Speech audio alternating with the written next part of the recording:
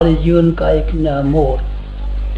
हमारी सारी ज़िंदगी हंसते और हंसाते हुए व्यतीत हुई है, मिलते और मिलाते हुए व्यतीत हुई है। कितने सारे लोग आते रहे, हमारी खुशी का ठिकाना रहा। माता जी कितनों को रोटी परोसती नहीं, हमारी खुशी का ठिकाना रहा। बातचीत करने में देर समय नहीं मिला है तो खाना खाते समय बात करते रहे, चलते फिरते बात करते हैं। बात करने का हमको बहुत शौक है, मिलने जुलने की हमको बड़ी पसंद है। लेकिन हमारे जीवन का एक नया मोड़, हम आपसे न बात कर पाएंगे और न आपसे मिलना जुलना संभव है। साधना के लिए दूर जाना पड़ता है। कैलाश पहाड़ के ऊपर शंकर जी चले गए और वहाँ बैठे हुए, दिल्ली के चौराहे पर रहते तो बहुत अच्छा होता। और विष्णु भगवान क्षीर सागर में सांप के ऊपर पड़े पड़े सोते रहते हैं। क्यों साहब यहाँ रहते, कहाँ दिल्ली में या मुंबई में रहते हैं, सिनेमा में नाच दिखाते तो बहुत अच्छा होता। भगवान जी को सब देख लेते, लक्ष्मी जी को सब देख लेते, लेकिन वो किसी को दिखाई नहीं पड़ती। दिखाई पड़ने का आप मलाल मत करना, और हम आपसे बातचीत नहीं करेंगे तो आप मलाल मत करना। हम आपकी सेवा करेंगे और कोई ख़ास मकसद के लिए हमको जाना पड़ रहा है और उस काम को हम बराबर करेंगे। आप ये मत सोचिए कि आज़ादी की लड़ाई स्वयं सेवकों ने ही लड़ी है, बहुत जेल जाने वालों ने ही लड़ी है। आज़ादी की लड़ाई के लिए, वातावरण बनाने के लिए जो मौन रहने वाले और एकांत में रहने वाले अरविंद घोष वगैरह ने जो काम किए, बहुत शानदार काम किए हैं। आप हमको भी ऐसा सोचिए कि हम कोई शानदार काम करेंगे, बैठ करके बेकार का समय नहीं गंवाएंगे। फिर आप लोगों से भी संबंध तोड़ने जिंदा होते हुए भगवान जब आएंगे और खा ले जाएंगे तब तो ना आपके हाथ की बात है ना हमारे हाथ की बात है। लेकिन जो हमारे हाथ की बात है उस नया मौके को तोड़ दें और आपसे न मिलना शुरू करें, तो इसके पीछे एक बहुत बड़ा काम छुपा हुआ है, बहुत बड़ी जिम्मेदारी छुपी हुई है, बहुत बड़ी शान छुपी हुई है। ऋषि भी एकांत में रहते थे, गुफाओं में चले जाते थे और जगह चले जाते थे। वशिष्ठ गुफा है, एक व्यास गुफा है, आप कभी हिमालय पर जाए तो देखना व्यास गुफा कहाँ है और वशिष्ठ गुफा कहाँ है। गुफा में भीतर रहते थे, न आदमी से कोई बातचीत करने का मौका था, न वहाँ एकांत ही था। इस तरीके से ये प्राचीन काल में जो हुआ है, ठीक उसी की ये नकल करने के लिए हम अब इस समय जाने की तैयारी कर रहे हैं। जाने की तैयारी कर रहे हैं। आप क्यों जाने की तैयारी कर रहे हैं? क्या मुसीबत आ गई? आपको मुसीबतें दिखाई नहीं पड़ती, उनको वो मुसीबतें दिखाई पड़ती हैं। समय ऐसा खराब आ गया है, समय ऐसा खराब आ गया है कि आप उसके बारे में जानकारी प्राप्त कर सकें तो आप शायद कांपने लगें। क्या बात हो गई है समय में, समय की में एक तो जहर फैलने लगा है। जहर आदमी के जहर की तैयार करता है और जहर को हर जगह फैलाता हुआ चला जाता है। पानी में जहर, हवा में जहर, मिट्टी में जहर, पेड़ पौधों में जहर, ये प्रदूषण, ये बड़ी बड़ी फैक्ट्रियाँ चलती हैं, कोयला इसमें जलता है, तेल इनमें जलता है, हर जगह हवा में इतना जहर लग गया है। हवा हमारे लिए बहुत जहरीली हो गई है। पानी कहाँ से आता है बताइए? बरसात में से आता है, बरसात में से कहाँ से जाता है? नदियों में से आता है, नदियों में से समुद्र में जाता है, समुद्र में से बादलों में जाता है, नदियों में सारी की सारी गंदी फैक्ट्रियाँ हैं जिसमें क्या जहर मिले हुए होते हैं, उसमें डाल देते हैं, नदी में घूम घाम करके आपके पेड़ों में आ जाता है। ये और एक नया सुबह छोड़ा है कि जो कीड़े फसल को खाते हैं, पौधों को खाते हैं, इनको गैस से मार डालना चाहिए। गैस से पेड़ पौधे मरे हैं कि नहीं मरे हैं, कीड़े मरे हैं कि नहीं मरे हैं। पर भोपाल का तो नज़ारा आपने देखा ही होगा, हजारों आदमी किस तरीके से मारे गए। कीड़े मर करके तो नए पैदा हो जाते हैं, DDT से मच्छर मारते हैं फिर नए पैदा हो जाते हैं, पर इंसान तो नहीं पैदा हो जाते। आज के समय में जहर का युग आ गया। और ये समय किसका आ गया? ये विकर्ण का जमाना है। विकर्ण कैसे होते हैं? जो अणु का उपयोग लोग कर रहे हैं, लड़ाई के लिए भी तैयारी कर रहे हैं और बिजली घर बनाने के लिए भी उसी की तैयारी कर रहे हैं। एटॉमिक भट्टियाँ बनती चली जा रही हैं और उनमें से इस तरह का विकर्ण निकलता है कि जो हमारे आदमी के शरीर के भीतर चला जाए तो हमारे बच्चे अपंग पैदा हो जाए, कैंसर की बीमारी हो जाए। वातावरण इस तरीके से विकर्ण से खराब होता हुआ चला जाता है। एक और बात है, एक बात क्या है? जनसंख्या की वृद्धि।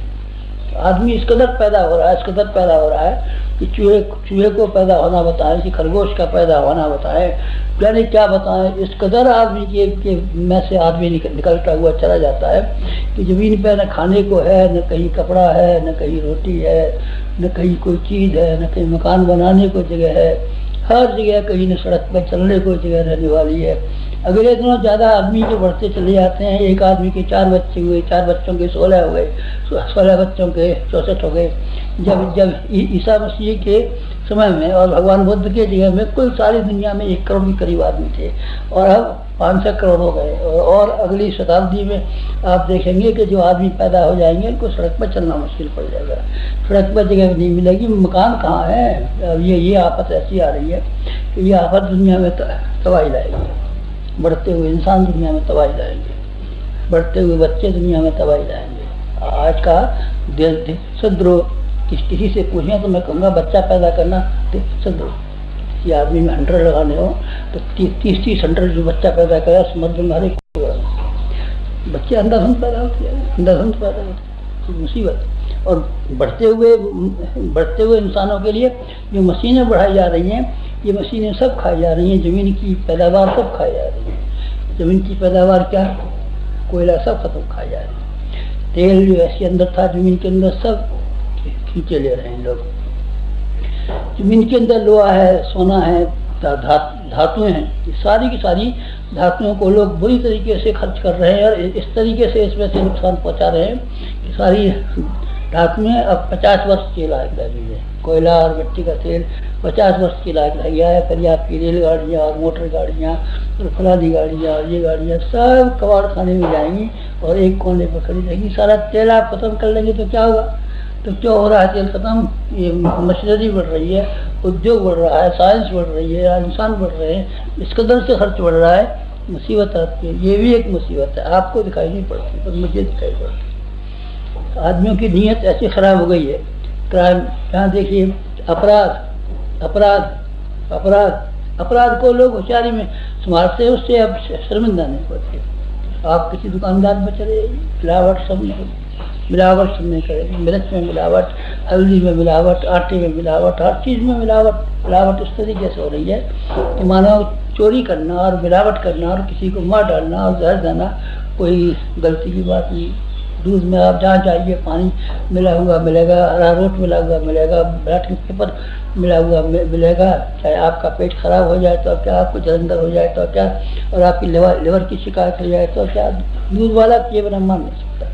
इस तरीके से क्राइम मनोवृत्ति उसके नहीं कह रहा हूँ, जिसमें हत्या की बात कहते हैं, बहुओं की जलाने की बात कहते हैं, दहेज की बात कह रहे हैं, उनकी नहीं कह रहा हूँ मैं, तो रोज़मर्रा की बात करता हूँ जिसको हर आदमी धीमे ढंग से कर रहा है। हत्या भी होती है, हत्या क्या होती नहीं है, ये सब बात हो रही है। और लड़ाई की तैयारी हो रही है। लड़ाई की तैयारी, तीसरा वाला युद्ध अगर हुआ तो इतना भयावह युद्ध होगा कि कोई भी इंसान उसमें से बाकी बचने वाला नहीं। जमीन भी अगर मिट्टी होकर के, धूल होकर के, खाक होकर के अगर ग्रहों के आसपास चक्कर काटने लगे तो आप अचंभव मत मानना। एटम 6000 के करीब एटम है, और एक बम इतना ज़बरदस्त है, कोई काय का बना हुआ है कि कितने मेगाटन का है, कितनी मेगाटन का है। युद्ध की तैयारियां हैं। कभी किसी पागल आदमी ने एक बटन दबा दिया और इस तरीके से लड़ाई शुरू कर दी तो सामने वाला तो शुरू करेगा ही, सामने वाला शुरू करेगा। इस तरह का वातावरण, सारे के सारे वातावरण में जहर मिल गया है। लोगों ने बुरे विचारों से ये सब कर दिया है। इसके लिए क्या क्या काम करना पड़ेगा? इसके लिए यही काम करना पड़ेगा कि अब हमारे जैसे व्यक्तियों को एक कोई शक्ति इकट्ठी करनी पड़ेगी। हमारी शक्ति से ये बिखराव का संभव था, अब ये बिखराव न हो, इससे आगे बिखराव न हो। बस इसके लिए शक्ति का समन्वय करके उसके लिए हम चले हैं, लड़ने के लिए और पैदा करने के लिए। दो कामों के लिए दो काम करने हमको। एक काम लड़ने का करना है और एक काम उसका करना है, एक तैयारियां करना है लड़ने का। किससे लड़ना है? मैंने बताया ना, जो दुनिया में पाप बढ़ता चला जा रहा है, विनाश बढ़ता चला जाता है, उससे लड़ने के लिए, उससे जद्दोजहद करने के लिए हमको लड़ाकू चाहिए। लड़ाकू कौन कौन चाहिए?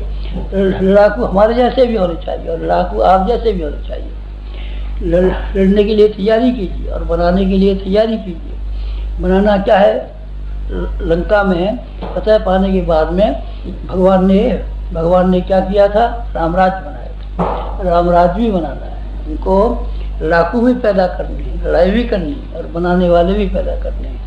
जो हमारी बात सुन रहे हैं उसमें से कई आदमी साधारण भी हो सकते हैं और कई विभूतिवान भी हो सकते हैं। विभूतिवान किसे कहते हैं?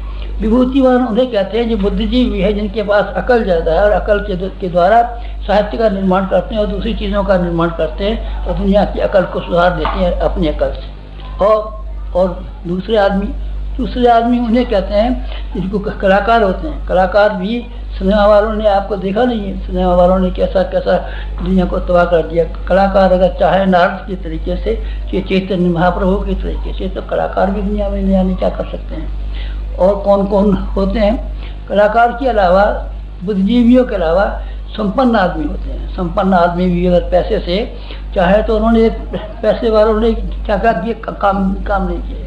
चर्बी का घी बनाने से लेकर के गंदी फिल्म बनाने तक ये पैसे के द्वारा गंदे से गंदे काम हो रहे हैं।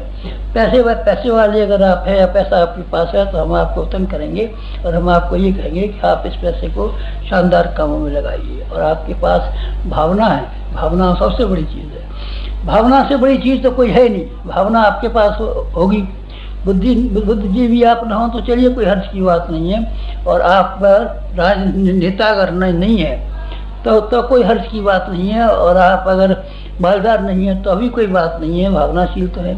आपकी भावना को विकसित करने के लिए हम आपके पीछे लगेंगे और छोड़ने वाले नहीं। हमारा गुरु हमारे पीछे लगा रहता है। बुलाया तो 3 बार है, 3 बार हम सिर्फ हिमालय गए हैं, लेकिन 24 घंटे भूत की तरीके से लगा रहता है। दिन में चैन रहने देता है, रात में चैन रहने देता है। बराबर क्या कहता है, जिस उद्देश्य के लिए, जिस उसके लिए हम 600 वर्षों से हिमालय पर रहते हैं और जिससे तू इतना समर्थ हो गया, उस सारी ताकत को उस काम में लगा। हमने बिल्कुल वही किया है। अपने गुरु का आदेश हमने बराबर माना है। आपको हमारा आदेश मानना है, आपको हमारा आदेश मानना है। हम आपको अपना सहयोगी बनाना चाहते हैं, मित्र बनाना चाहते हैं, साथी बनाना चाहते हैं और ऐसा बनाना चाहते हैं जिससे आप भी धन्य हो जाए और हम भी धन्य हो जाए। नाव भी धन्य हो जाए, नाव को चलाने वाला भी धन्य हो जाए, नाव के बैठने वाले ये सराहना करते रहे। नाव न होती तो इस नदी को पार करना मुश्किल था हमारे लिए।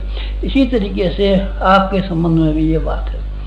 आप हमारा एकांत में जाना सारे संसार के लिए बड़ा शानदार काम है। आपको क्यों हम जाते कि अगर हम जिए तो आप मत चिंता करना। सन 2000 तक हमको रहना है।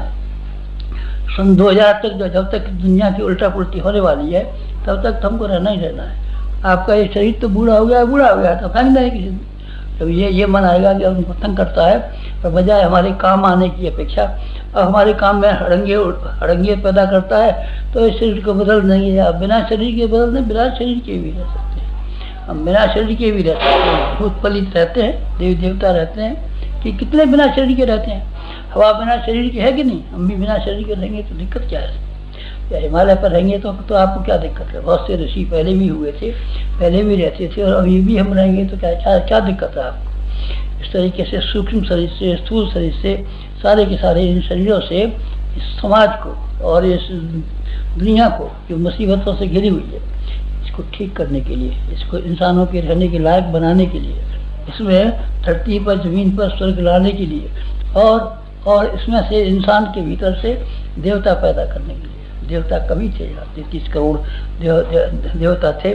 कहाँ थे वो 33 करोड़ देवता? कहीं नहीं थे, इंसान थे वो। इंसान ऐसे थे कि देवताओं की तरीके से काम करते थे। चिंतन और चरित्र व्यवहार उनका था। चिंतन और चरित्र व्यवहार वाले अच्छे वाले इंसान पैदा करने के लिए हम काम करेंगे, बड़े शानदार काम।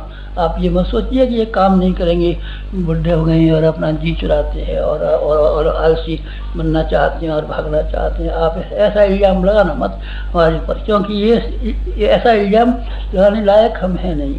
हम आपके लिए काम करेंगे, हम आपकी सहायता करेंगे। हम आपकी कुछ सहायता कर सकते होंगे तो सहायता करेंगे, आपकी सेवा कर सकते होंगे तो हम आपकी सेवा करेंगे। आपको प्रेरणा देने की स्थिति हमारी रही तो हम आपको प्रेरणा देंगे, हम आपको ऊंचा उठाएंगे, हम आपको आगे बढ़ाएंगे। हमारे लिए जो कुछ भी मुमकिन है वो हम करते रहेंगे। This video is produced by www.awgpsouth.org www.awgp.org www.awgp.org www.th8revolution.com, www.e-gurukul.net.